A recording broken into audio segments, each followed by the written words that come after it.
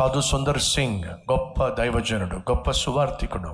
ఒకరోజు సాధు సుందర్ సింగ్ తనతో పాటు మరొక స్నేహితుడు కలిసి టిబెట్ అనగా హిమాలయ పర్వతాల్లో ఒక ప్రాంతం, టిబెట్ అనే ప్రాంతంలో సువార్త ప్రకటిస్తూ వెళ్తున్న రోజుల్లో అనుకోకుండా మంచు తుఫాను వచ్చింది. ఆ మంచు తుఫాను చిక్కుకున్నటువంటి సాధు సుందర్ సింగ్ తన స్నేహితుడు ప్రాణాలు గుప్పెట్లో పెట్టుకొని తప్పించుకునే ప్రయత్నం చేస్తున్నారు. అదే సమయంలో ఆ మంచు తుఫాన్లో మరొకడు చిక్కుకున్నాడు. రా అని చెప్పి అతన్ని లేవనెత్తే ప్రయత్నం చేస్తే స్నేహితుడు అంటున్నాడు, ఈ చలి మనం తట్టుకోలేం, మన ప్రాణాలు కాపాడుకోవడం ముఖ్యం, మనం చేరుకోవాల్సిన గమ్యం చేరుకోవడం ప్రాముఖ్యం, ఎవరినో ఉద్ధరించటం కాదు, రా.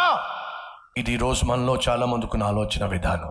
మనం చేరుకోవాల్సిన గమ్యం చేరుకోవాలి. ఎవరికేమైతే నాకేమిటి, ఉద్యోగంలో జీతాన్ని పెంచుకోవడానికి, ఉద్యోగంలో గుర్తింపు సాధించడానికి, ఆఖరికి నీ కుటుంబాన్ని పనంగా పెట్టేస్తున్నావు. ఆశయం పనికి మాలిన ఆశయం. నాకు ఒక యాంబిషన్ ఉంది, ఆ యాంబిషన్ని నేను రీచ్ కావాలి. ఏమిటి నీ యాంబిషన్? కుటుంబం పట్ల విలువ లేకుండా మానవ విలువలను మర్చిపోయి నువ్వు సాధించేది ఏమిటి?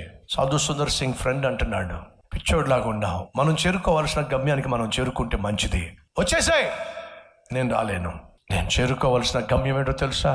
ప్రభు అయిన యేసుక్రీస్తు. ఆ యేసును చేరుకునే లోపట నేను చేయాల్సిందేటో తెలుసా?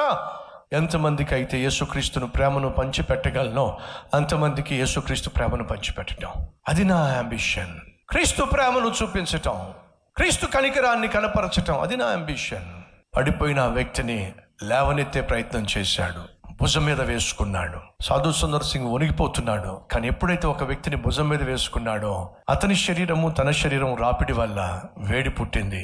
ఆ చలి సాధు సుందర్ సింగ్ ఏమీ చేయలేకపోయింది. అతన్ని మోసుకుంటూ వెళ్తున్న సమయంలో తన కాళ్ళకు ఎవరో తగిలేసరికి కిందకు చూస్తే ఎవరో కాదండి, గురి గమ్యానికి చేరుకోవాలి అని చెప్పాడే వాడే మంచు తుఫాన్లో చిక్కుకొని పడిపోయాడు, శవమై తేలాడు. అంబిషన్, గురి గమ్యానికి చేరాలి అని తాపత్రయపడిన వాడు శవమే తేలాడు. మానవ విలువలను మంట కలపకుండా క్రీస్తు ప్రేమను క్రియల్లో చూపించటమే అసలు సిసలైన జీవిత పరమార్థం అని భావించినటువంటి సాధు సుందర్ సింగ్ ఏమో సజీవ లెక్కల్లో మిగిలిపోయాడు. ఒక వ్యక్తి ప్రాణాన్ని కాపాడాడు.